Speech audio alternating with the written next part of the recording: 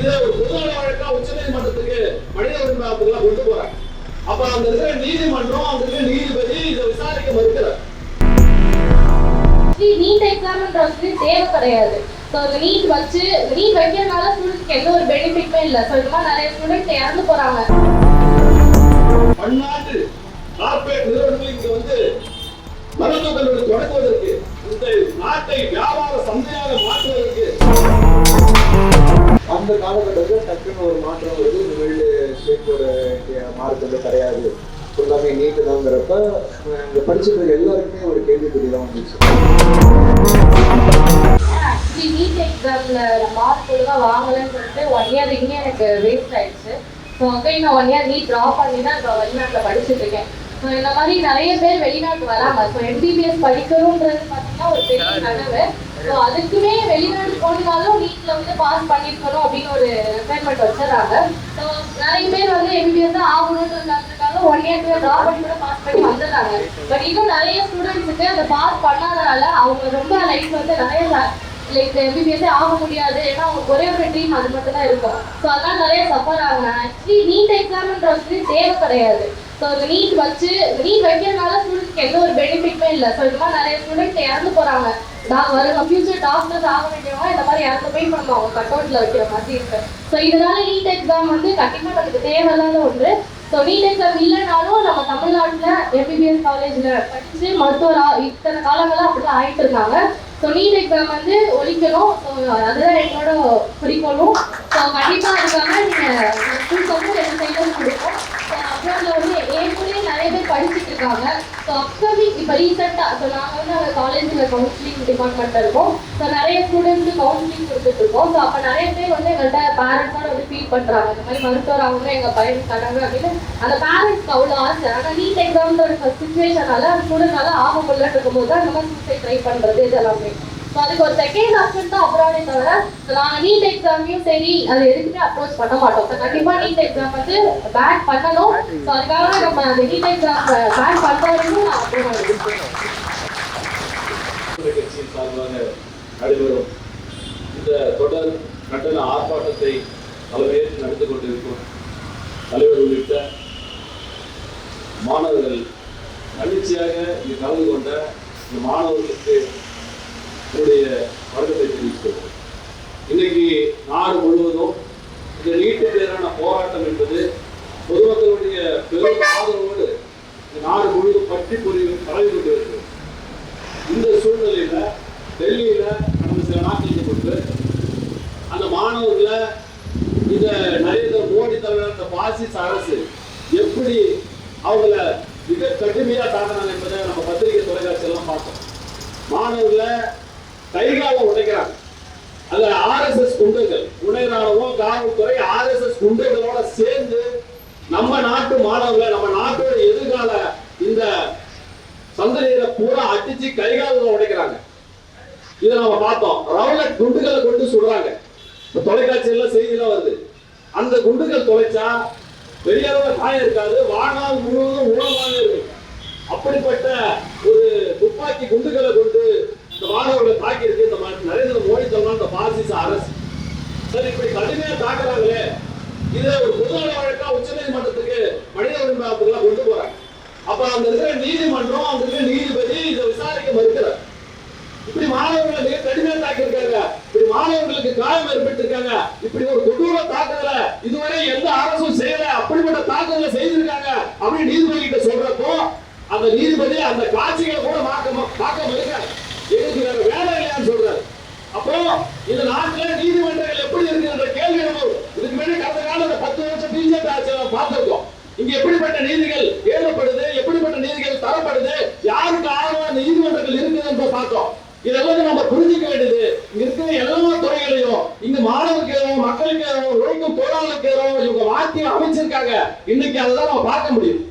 சரி, இப்படிப்பட்ட இந்த போராட்டத்தை பத்திரிகை தொலைக்காட்சி இன்னைக்கு இந்தியா பூரா இருக்கிற பத்திரிகை தொலைக்காட்சிகள் எல்லாம் ஓடி மீடியாவை தான் இருக்கு. அப்போ இந்த மாணவர்களை கொச்சப்படுத்த விடுமா, இந்த போராட்டத்தை இழிவுபடுத்த விடுமா இங்க இருக்கக்கூடிய தொலைக்காட்சிகள் இதை இங்கிலீஷ் நியூஸ் சேனல்ல இருந்து ஹிந்தி நியூஸ் சேனல்ல இருந்து எல்லாமே ஒளிபரப்பு செய்யறாங்க. அதோடு மட்டும் இல்லாம தங்களுடைய துணை அமைப்புகள் RSS பிரதிநிதிகள், கூட்டணி கட்சி, சில பிரபலங்கள் போராட்டத்தில் ஈடுபடுவது தேச விரோதிகள், இவங்க அந்நிய நாட்டு கைகூலிகள் என்பது போன்ற நம் நாட்டு மாணவர்கள் நம்ம இளைஞர்களை கொச்சப்படுத்த விதமா இந்த செய்தியை பார்க்க வராங்க. இப்ப இந்த பிரபலங்கள்லாம் சமீபத்தில் நம்ம கடந்த 2 ஆண்டுகளுக்கு முன்னாடி ஒரு 3 நாளுக்கு முன்னாடி பார்த்தோம்.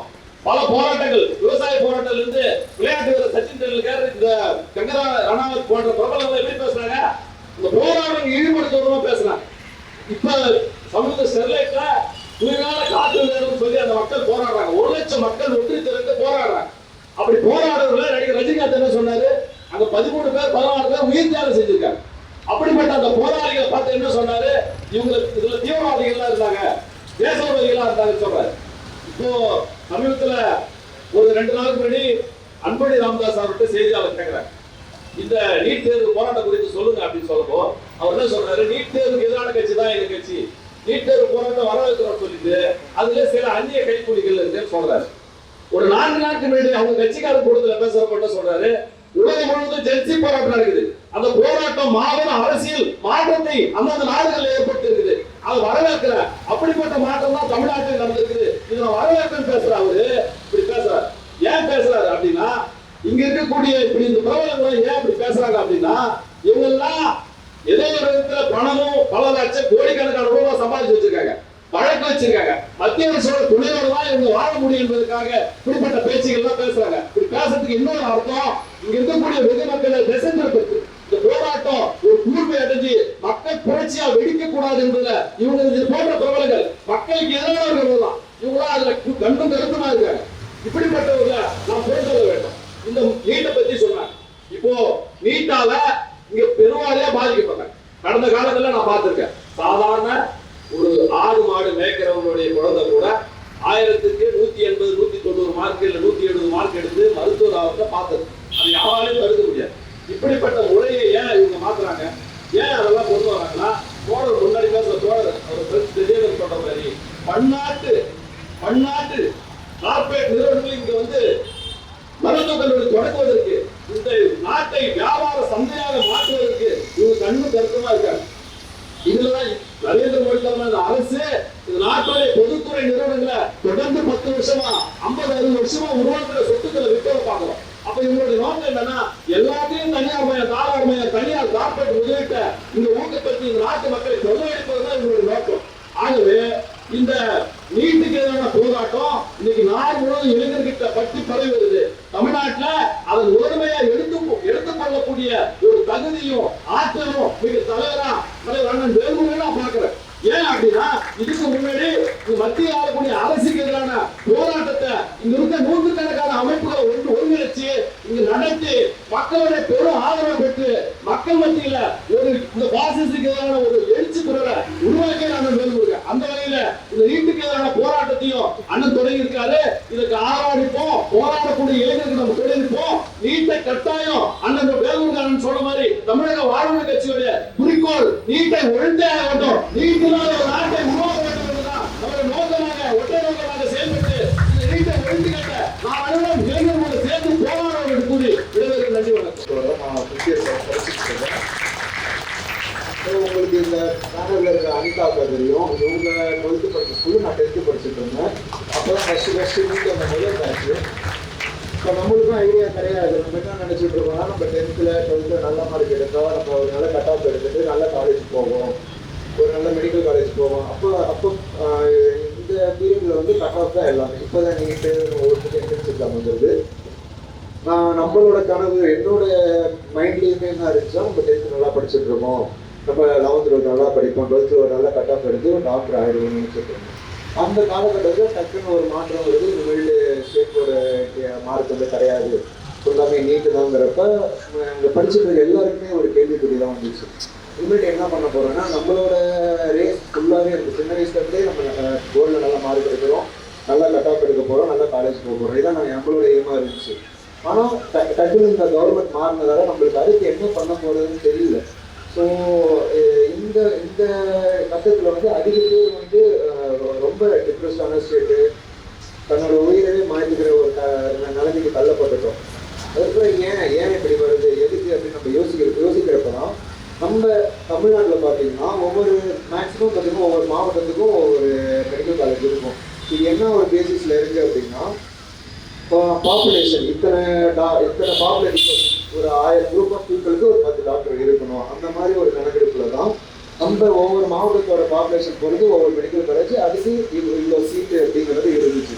இந்த கட் ஆஃப் பீரியட்ல என்னென்ன அப்படின்னா, நம்ம ஸ்டேட் கவர்மெண்ட்ல படிக்கிறோம், நம்ம தமிழ் ஸ்டூடெண்ட்ஸ் நம்ம ஊரில் படிக்கிறவங்க ஒவ்வொரு மாவட்டத்தில் யார் யார் நல்ல பெஸ்ட் ஸ்டூடெண்ட்டோ அவங்க போய் இதில் சேர்ந்துக்கிற மாதிரி அந்த நல்ல மார்க் எடுத்து கட் ஆஃப் வச்சு இந்த கட் ஆஃப் மூலியமாக போய் படிக்கிற மாதிரி இருந்துச்சு.